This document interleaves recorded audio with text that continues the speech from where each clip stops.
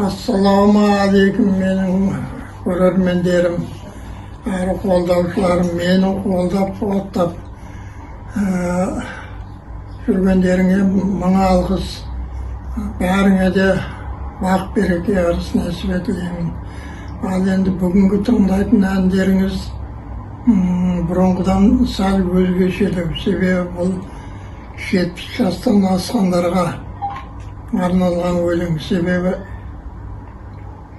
70-тен кейін адам жас ұлғайған сайын адам біресе ана жағын, біресе мына жағын әйтеуір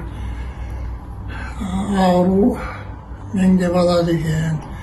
Енді осы өлеңді қолымнан келгенше бір әдемілеп жазым деп ойлаймын. Енді жастар жағы көбаса бұған түсіне қоймас. Оларға айтарым, әрі өздерің түсінбесеңдер де ата әжелеріңе оқып беріңдер. Олар енді тура мен жазыпты деу сөзсіз олардың. Сол үшін осы өлеңді барынша қолдап қуаттап маған қолдау көрсетулеріңізді сұраймын. Ал енді өлеңнің аты 70-тің халі осылай деп аталады. Оны орындайтын кәдімгідей Әділхан Қуанбаев ініміз. 70-тің халі осындай. Өлеңнің авторы Қарағанды облысында Приозерск қаласында тұратын Құлыскете Сәрсенбаев Әбдірейім ағамыз. Орындайтын Әділхан Қуанбаев.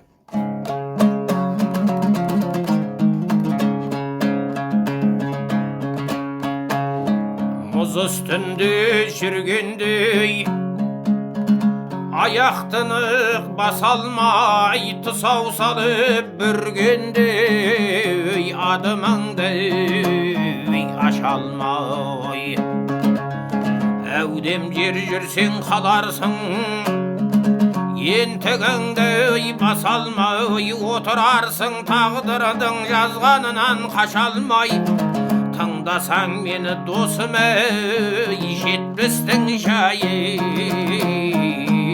осылай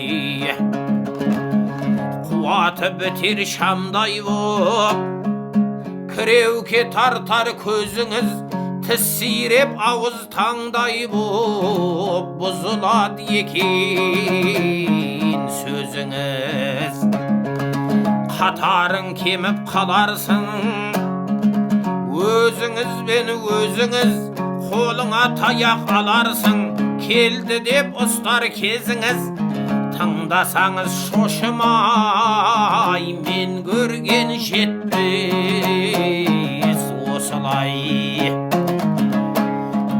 ауруың шығар біртіндеп денеңді алған мекендеп емшізде іздеп жүрерсің дертіме давай етер деп ұмтылып алға жылжисың бір қараға жетем деп ойланарсың артыңа не қалдырып кетем деп желмесе де секеңдеп жүретұғын тепеңдеп ойланарсың 70-тен алпысым жақсы екен деп жырғылып айттым мұңымды 70 пен 80 арасын қате десең мұнымды менің жоқ оған таласым өмір деген бір мұхит жерлердің қосқан арасын ерте біреу кеш көрер кәріліктің жағасын бар айтарым байыппен жан жағына ой қарасын өмір өзі көрсетер сөзімнің ақ